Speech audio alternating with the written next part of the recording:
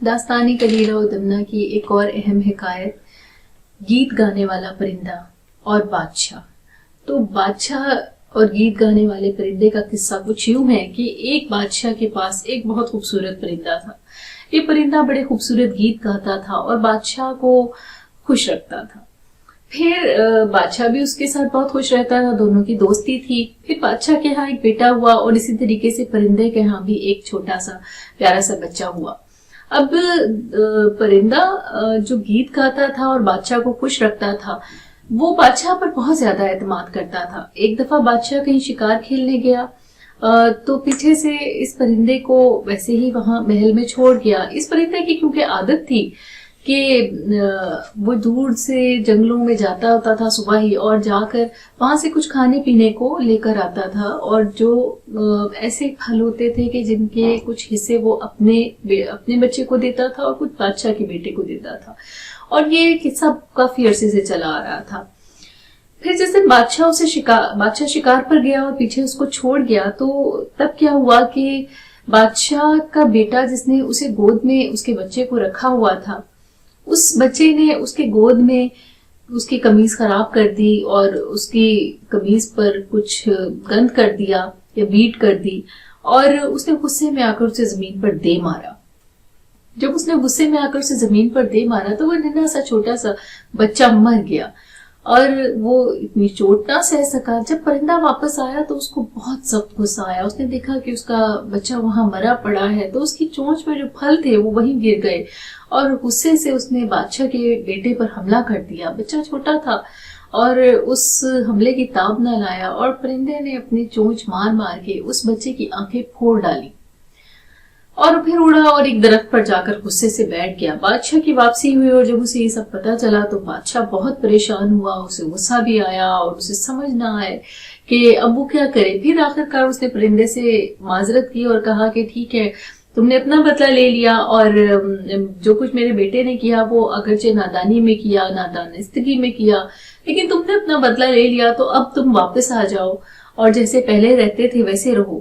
پرندے نے کہا نہیں، اب ایسا نہیں ہو سکتا۔ تم کیسے بادشاہ ہو جو اپنی رعایا کا خیال نہ رکھ سکے؟ تم کیسے بادشاہ ہو جو اپنے بیٹے کی تربیت نہ کر سکے؟ تم کیسے بادشاہ ہو، تمہیں پتہ ہی نہیں تمہاری حکومت میں کیا ہو رہا ہے؟ اب میں واپس نہیں آؤں گا۔ بادشاہ نے کہا میں تم سے معذرت کرتا ہوں، لیکن تمہیں واپس آنے میں اب کیا مسئلہ ہے؟ تو پرندے نے کہا کہ کیونکہ میرے دل میں تمہارے لیے کینہ آ گیا ہے تو میں جانتا ہوں کہ تمہارے دل میں بھی میرے لیے کینہ آ گیا ہوگا، اور کیونکہ تم اب یہ سمجھتے ہوگے کہ میں نے تمہارے بیٹے کی آنکھیں پھوڑ ڈالی ہیں، تو جب تم پر غصہ غالب آئے گا تو تم مجھے مار ڈالو گے۔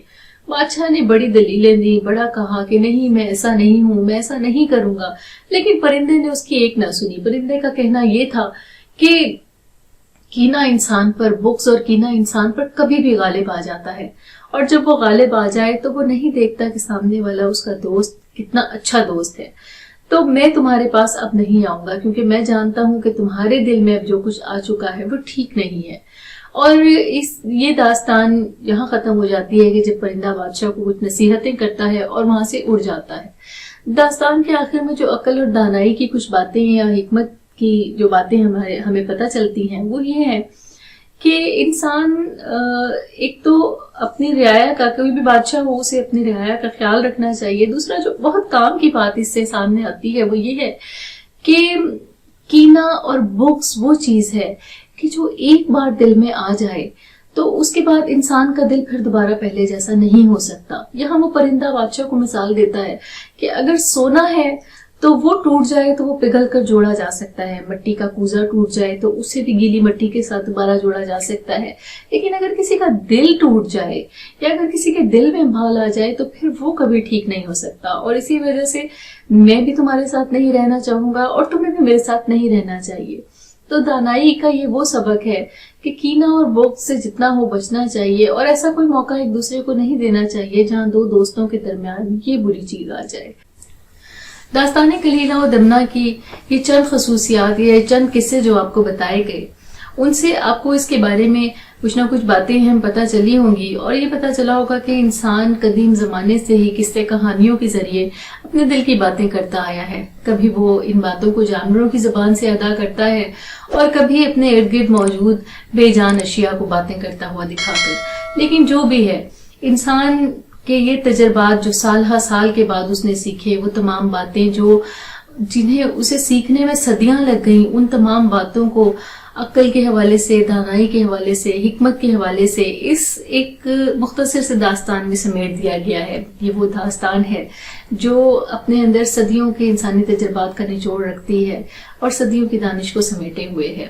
کتاب کو ضرور پڑھیے، یہ انسان دوستی کے حوالے سے ایک نہایت اہم چیز ہے۔ بہت شکریہ۔